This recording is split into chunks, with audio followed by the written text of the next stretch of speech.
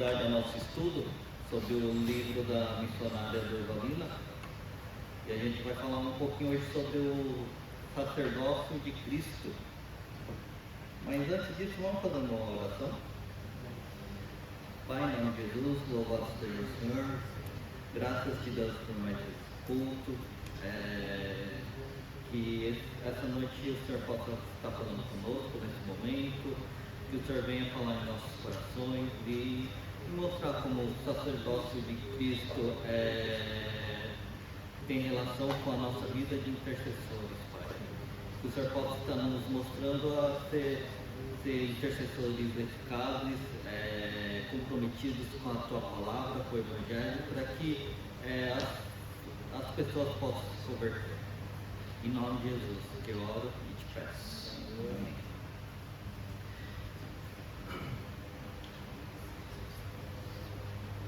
Como eu disse, nós temos como base o livro da missionária Durvalina, que o título Missão de Interceder. E o que vocês acham? Você acha que interceder, todos nós somos intercessores, ou a intercessão Deus deu para alguns e para outros não? Todos? Exatamente. O dicionário fala que intercessão é o ato de intervir, de pedir ou solicitar algo para outra pessoa. E outro dicionário escreve assim: ser intermediário a favor de alguém. O Abner, ele que intercedeu por mim, em meu favor, para que eu pudesse entrar na mesma fábrica que ele. Ele foi intermediário ao meu favor. E na questão religiosa, como nós somos intercessores? E para termos plena convicção da nossa obra de intercessão, veremos um pouco sobre o ofício sacerdotal de Cristo. Jesus Cristo, ele cumpriu a sua missão na terra. Ele consumou toda a obra que o Pai lhe confiou na terra. Deus arquitetou o plano da salvação. Jesus Cristo deixou toda a sua glória no céu, encarnou como homem, morreu na cruz para pagar o preço do pecado. Ele satisfez a ira de Deus contra o pecado. No terceiro dia ele ressuscitou, subiu aos céus e mandou o Espírito Santo à sua igreja. E cabe à igreja proclamar a obra da salvação. O sangue de Cristo vertido na cruz é o sangue da nova aliança. Isso é muito importante, porque a gente vai ler um texto agora que está em 1 Pedro 2,9. 1 Pedro 2,9. Kevin, você poderia ler para mim?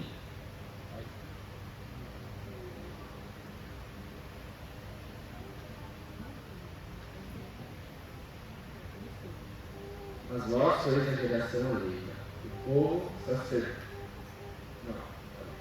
Mas vós sois a geração eleita, o sacerdócio real, a nação santa, o povo adquirido, para que anuncieis as virtudes daquele que vos chamou das trevas, para a sua maravilhosa luz.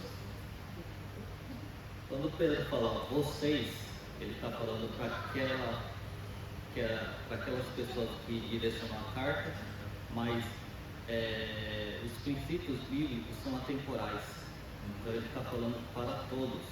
Então vocês são o quê? Geração eleita. Vocês são sacerdócio real, nação santa, povo de propriedade exclusiva de Deus. Mas tem um propósito. Qual o propósito? Proclamar as virtudes daquele que o chamou das trevas para a sua maravilhosa luz. Pedro, ele nos chama de sacerdócio real. Sacerdócio real, o sacerdote no Antigo Testamento, ele era assim, ele precisava oferecer, se purificar para poder entrar no lugar chamado Santo dos Santos, o lugar santíssimo. É no local onde só o sumo sacerdote poderia entrar para encontrar com Deus, onde ficava a Arca da Aliança. E ali ele ofertava sangue de animais, oferta de cereais e queima de incenso, para que Deus perdoasse os pecados do povo. O sacrifício de Cristo foi pleno e completo, então não há necessidade mais de sacrifício de animais.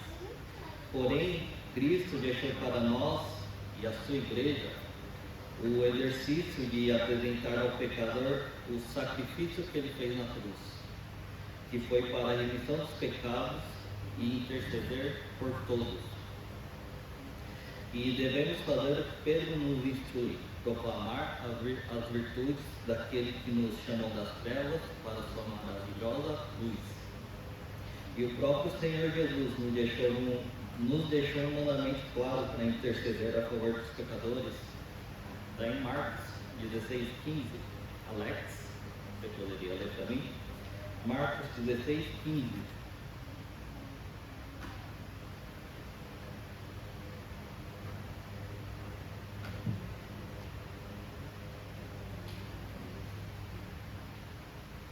Então ele diz, como pelo mundo inteiro ele anuncia o Evangelho a todas as pessoas.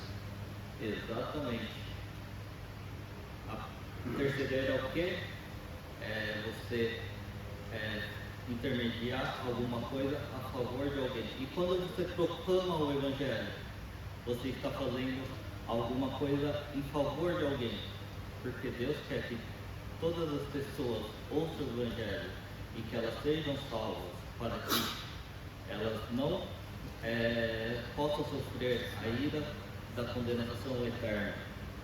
Portanto, é cumprindo a missão de apresentar o Evangelho a todos e intercedendo pelos pecadores que praticamos nosso ofício de sacerdócio real, sacerdotes do nosso Rei Jesus Cristo.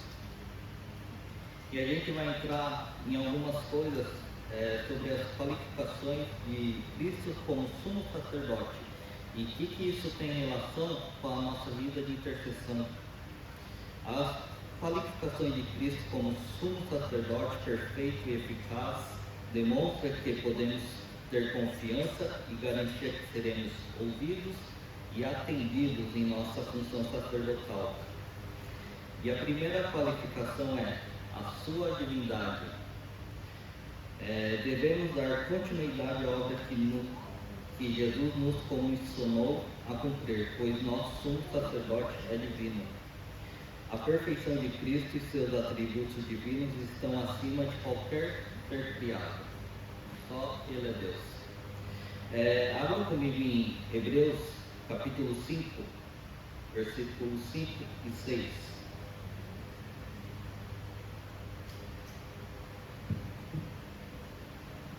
Quem poderia ler para mim? Da mesma forma, Cristo não tomou para si a glória de se tornar sumo sacerdote, mas Deus lhe disse, você é meu filho e hoje o gerei. Em outro lugar diz, você é sacerdote para sempre, segundo a ordem de Melquisedeque. Cristo, ele não glorificou a si mesmo para ser sumo sacerdote, mas quem foi que o glorificou? O Pai. E Jesus, ele não veio da linhagem de Arão, que todos os sacerdotes, eles vinham da linhagem de Arão, da linhagem dos levitas. Mas Deus o tornou sumo sacerdote segundo a ordem de Melquisedeque. Melquisedeque era um rei sacerdote que aparece em Gênesis 14, versículo 17 a 20. Vamos entender um pouquinho quem foi Melquisedeque e por que Jesus Cristo é sumo sacerdote pela ordem de Melquisedeque. Gênesis 14, versículo 17 a 20. Eliette, você poderia ler para mim? Gênesis 14, 17 a 20. voltando a Abraão da vitória, sob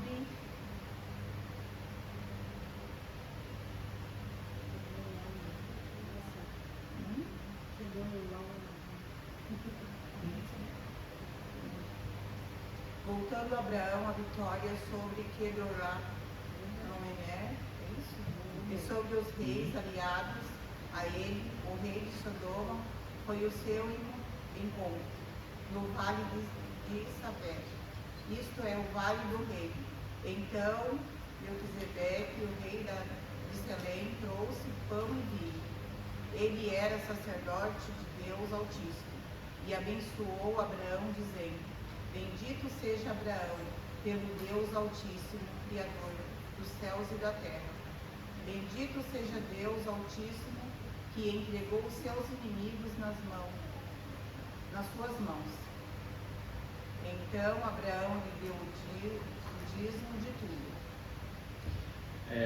Melquisedeque viveu muitos anos antes de Arão, muitos anos antes do povo ir para o Egito. Só que Melquisedeque, quando ele chega a Abraão, ele diz assim: Abraão seja abençoado pelo Deus Altíssimo, Criador dos céus e da terra. Vemos que Melquisedeque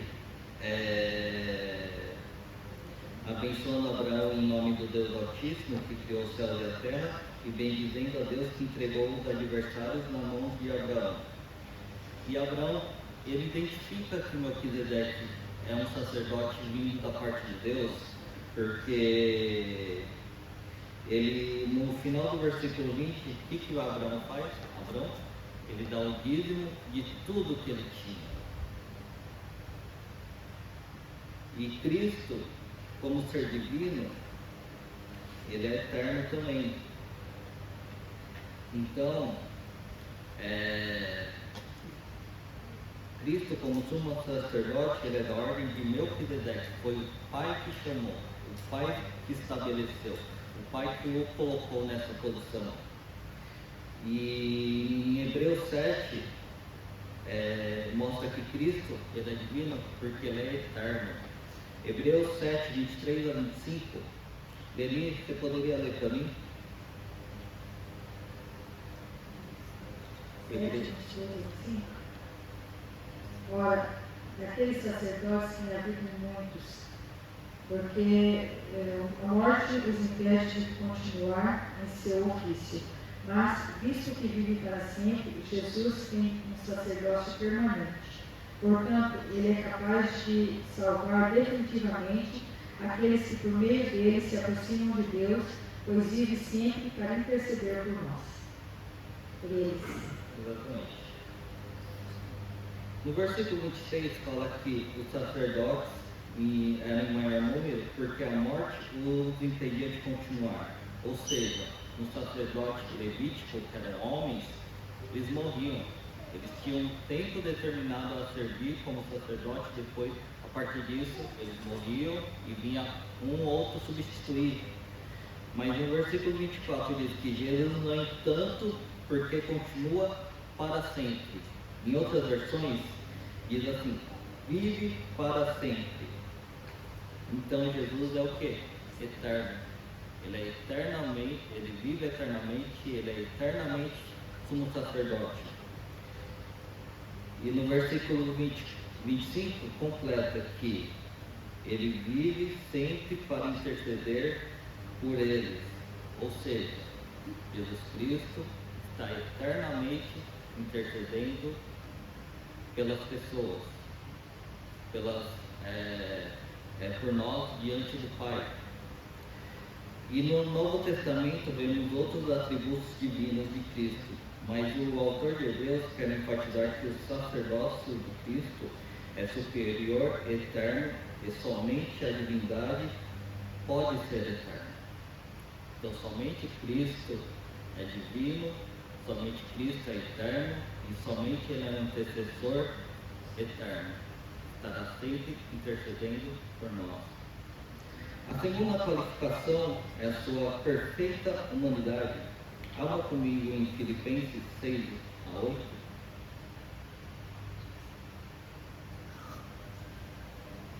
Abner, você poderia ler para mim? Filipenses 2, 6 a 8.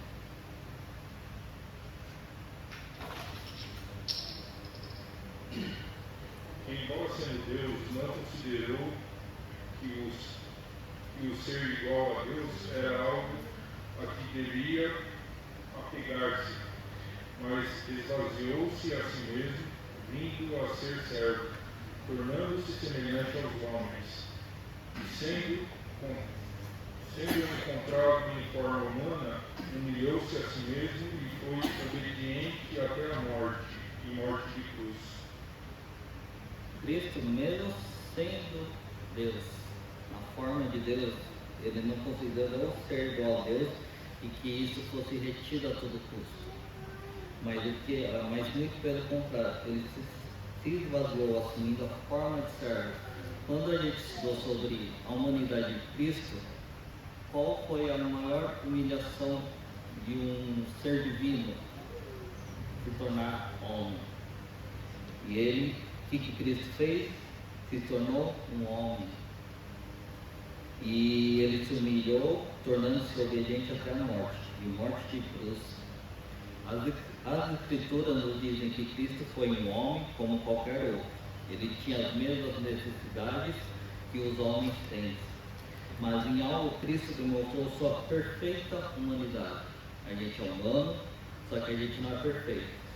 Jesus Cristo é humano, é um homem, só que ele é perfeito.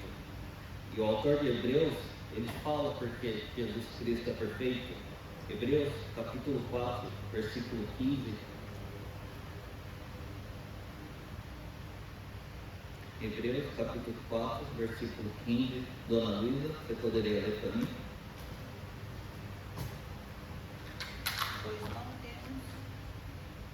Pois não temos um sumo sacerdote que não possa comparecer-se de nossas fraquezas, mas sim alguém que, como nós, passou por todo tipo de tentação, porém sem pecado. Ao finalzinho, ele foi tentado em todas as coisas da nossa semelhança, mas sem pecado. Ele é o que? Um humano perfeito. É assim como Deus criou Adão, que era perfeito. Jesus Cristo é um homem perfeito, porque nele não há pecado. Cristo em sua humanidade é perfeita, pois não cometeu pecado algum. Em razão de sua humanidade perfeita e divindade perfeita, somente Cristo pode ser nosso sumo sacerdote e intercessor. E o que Paulo escreve para Timóteo é algo interessante, que diz assim: porque há um só Deus e um só mediador entre Deus e a humanidade, Cristo Jesus homem. E Hebreus também diz assim: por isso também pode salvar totalmente os que por ele se aproximam de Deus, vivendo para interceder por eles. Então, só Jesus Cristo pode salvar. Somente Jesus Cristo é o caminho. Não há outro caminho para o Pai senão Ele. E Cristo permanece eternamente intercedendo por nós. E é pela intercessão de Cristo que cumprimos a missão de interceder e apresentar o Evangelho a todos. É pela intercessão de Cristo que pessoas são convertidas quando apresentamos a ela o Evangelho. Somente somos ouvidos e atendidos em nosso exercício sacerdotal porque temos um sumo sacerdote que vive sempre intercedendo por nós. Não somos nós que proclamamos o Evangelho e salvamos as pessoas. É Jesus Cristo que salva as pessoas. Nós somos só um canal para que o Evangelho seja proclamado. E a terceira qualificação que nos dá confiança e garantia que seremos ouvidos e atendidos em nossas orações é a eficácia do sacrifício de Cristo. Fomos feitos sacerdotes porque Cristo ofereceu-se como Cordeiro perfeito e imaculado. E por ser o Cordeiro perfeito, ele obteve eterna redenção, como Hebreus 9:12 diz. Aquela você poderia ler para mim? Hebreus 9:12.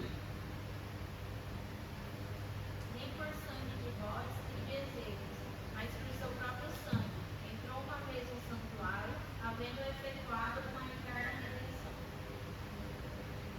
Exatamente. No Antigo Testamento, para redimir os pecados do povo, eles tinham que oferecer sacrifício de bodes ou bezerros. Mas Cristo, uma vez por todas, ele obteve uma eterna redenção. Sacrifício foi só uma vez, só que eterna redenção para todas as pessoas. E pelo seu sacrifício perfeito, Cristo se apresenta diante de Deus em nosso favor. Alexandre, lê para mim Hebreus 9:24, está aí do lado. Ah, vou ler, perdão, Rogério.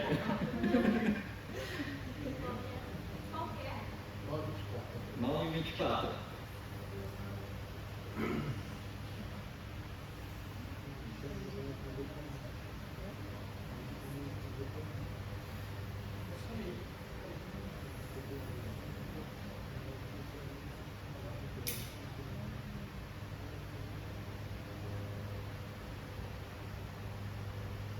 Porque Cristo não entrou num santuário feito por nós, figura do verdadeiro, porém no mesmo céu, para agora comparecer por nós perante a face de Deus.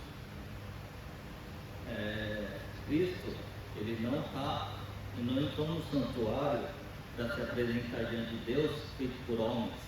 Ele está nos céus se apresentando diante de Deus pessoalmente.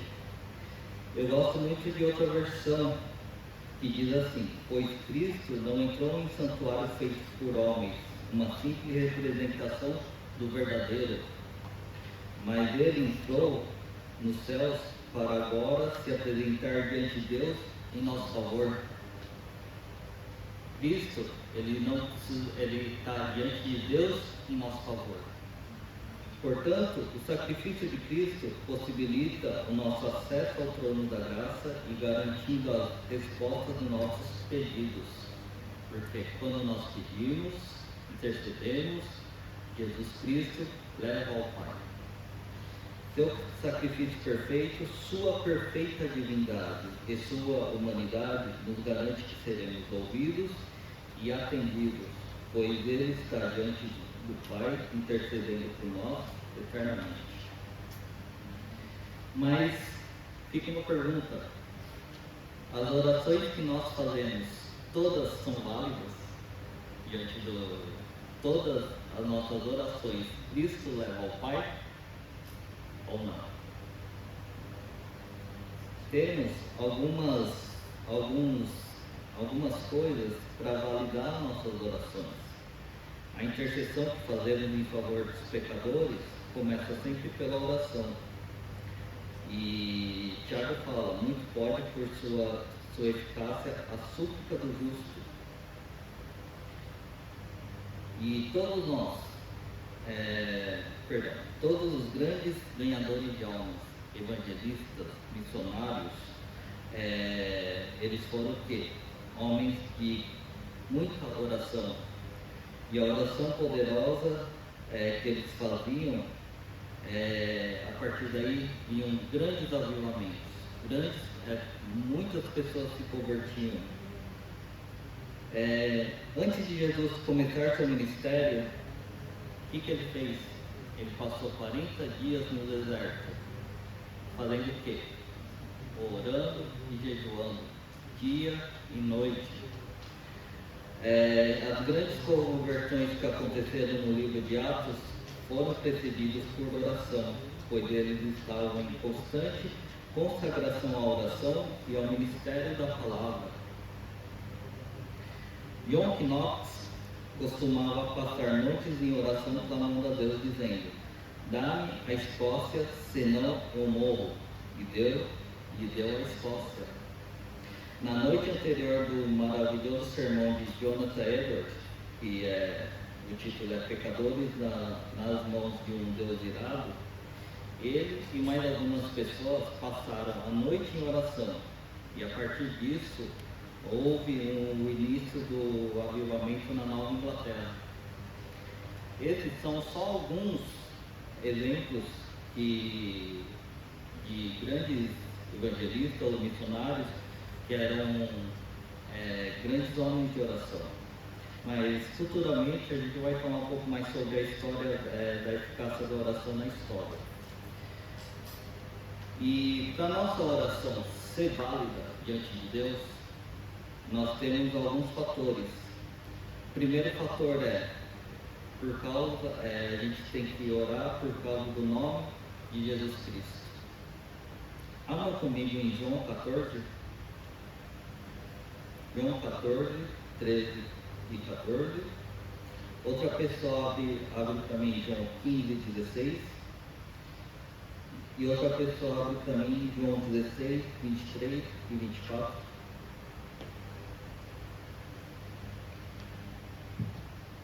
Quem achou João 14, 13 e 14 poderia ler também? E tudo que vocês pedirem em meu nome eu farei, a fim de que o Filho revele a natureza gloriosa do Pai. Eu farei qualquer coisa que vocês me pedirem em meu nome. Jesus falando, tudo que vocês pedirem em meu nome eu farei, a fim de que o Pai seja glorificado no Filho. João 15, 16, quem achou poderia ler para mim? Vocês não me escolheram, mas eu os escolhi para ir e dar fruto. Exatamente. Vocês não me escolheram, mas eu os escolhi para ir e dar fruto que permaneça, a fim de que o Pai conceda a vocês o que pedirem em meu nome. Jesus Cristo nos escolheu. Pedro já tinha falado isso no primeiro versículo que a gente leu. A gente é geração eleita, nação santa, povo escolhido de Deus. Para quê? Para dar frutos. E tudo que vocês pedirem ao Pai, em meu nome, Ele lhes concederá. E João 16, 23 e 24, quem achou poderia ler para mim?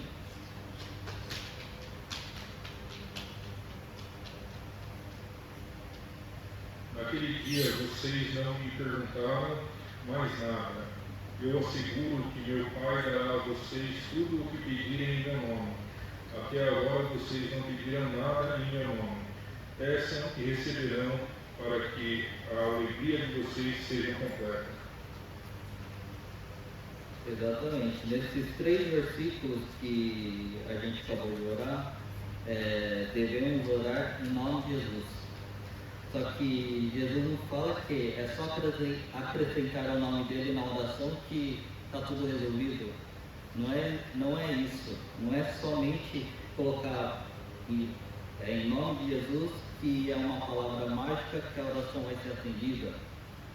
Orar em nome de Jesus é nos apresentarmos com a autoridade a autoridade dele e não a nossa. Quando Pedro diz ao posto em Atos, fala assim, em nome de Jesus Cristo, o Nazareno, anda. Ele fala com a autoridade de Jesus, não com a sua própria autoridade. Portanto, quando intercedemos em nome de Jesus pelos pecadores, Jesus, como sumo sacerdote, nosso intercessor, toma nossas orações e por nós apresenta ao Pai. Nós oramos pela autoridade dele. A segunda validação das nossas orações é por causa da autoridade de Cristo. Na grande comissão, no versículo Mateus 28, 18, diz que toda autoridade foi me dada no céu e na terra. E Efésios 1,10 diz de fazer convergir nele, ou seja, em Cristo, na dispensação da plenitude dos tempos, todas as coisas, tanto as do céu como as da terra. Ou seja, sobre Cristo está toda a autoridade, tanto no céu como na terra. Sua vitória e ascensão ao céu comprova a aceitação e aprovação de Deus. Assim, nossas orações pela autoridade de Cristo são aceitas diante do poderoso e santo Deus. E a terceira validação é que as nossas orações é a santidade de Cristo. Jesus Cristo foi fiel em todo o propósito divino. Filipenses 2,8 diz: Ele se humilhou, tornando-se obediente até a morte, e morte de cruz. Jesus santificou-se a si mesmo, recebeu o juízo de Deus, sofreu a ira da justiça de Deus, foi tentado e provou sua integridade moral e espiritual. Ele era perfeito, ele não tinha nenhum pecado. Ele mostrou que ele era o Cordeiro imaculado, Cordeiro perfeito sem mancha. Sendo assim, ele pode aperfeiçoar nossas orações e direcioná-las para o cumprimento da vontade divina e validá-las para que o plano da salvação se cumpra. A gente leu alguns versículos em João falando que se pedir em nome de Jesus, o Pai concederá, só que nem tudo que a gente pedir em nome de Jesus, se não estiver de acordo com a vontade dele, não vai ser concedido. Por isso que Jesus, ele aperfeiçoa nossas orações para que estejam de acordo com a vontade do Pai. E realmente nossas orações em favor do pecador estão na forma e direção correta. Cristo, ele vai aperfeiçoar para que seja do jeito dele. A gente às vezes pensa, vou orar pelo pecador para ele se converter. Mas nem sempre as nossas orações estão de acordo com a vontade de Cristo. A gente ora, ele tem que parar de fumar, ele tem que parar de beber para ele se converter.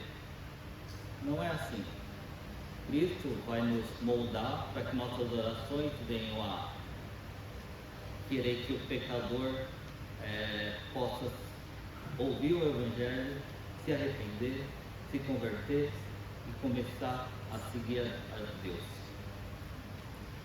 E é muito interessante essa parte de oração, porque muitas pessoas falam assim: vem na igreja, Deus vai fazer a obra em você. Só que você já reparou que se você não ora com a pessoa, você não conversa com a pessoa, você não proclama o Evangelho, você acha que pode acontecer da pessoa chegar aqui e se converter, mas você acha que seria mais fácil ela se converter quando você tem intimidade com ela, quando você apresenta o Evangelho para ela, quando você ora todos os dias por ela? É interessante quando a gente ora e pede para que Deus mova essa nação, converta essa nação. Mas seria muito mais interessante a gente orar por uma, duas pessoas do seu círculo de intimidade, para que você possa apresentar o Evangelho e que Deus possa converter o coração delas. Nós não vamos alcançar povos, nações, porque nós não temos esse chamado missionário, mas nós temos o chamado missionário que está evangelizando ao nosso redor, as nossas pessoas que estão em nossas voltas. E para concluir, nós não devemos duvidar ou desanimar em nossas intercessões, muito pelo contrário. O ofício sacerdotal de Cristo são a garantia e o incentivo e o fundamento para preservarmos na missão de interceder.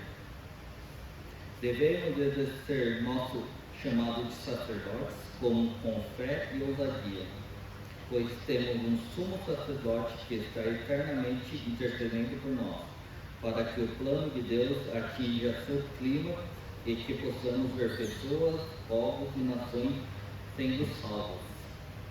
Que possamos, primeiramente, antes de querer evangelizar, orar. O primeiro passo da intercessão é a oração. É você colocar todo dia aquela pessoa, aquelas pessoas que você quer que Deus alcance.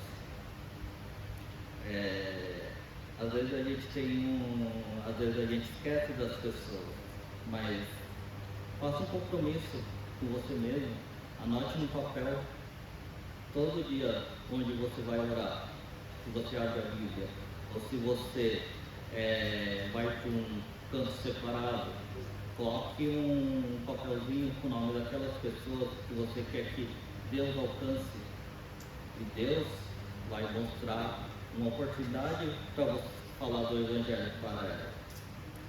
Esteja preparado para que você possa ser usado por Deus, para que pessoas possam ser convertidas e que nós possamos glorificar Deus com a nossa obra de interceder pelos outros. Amém? Vamos orar.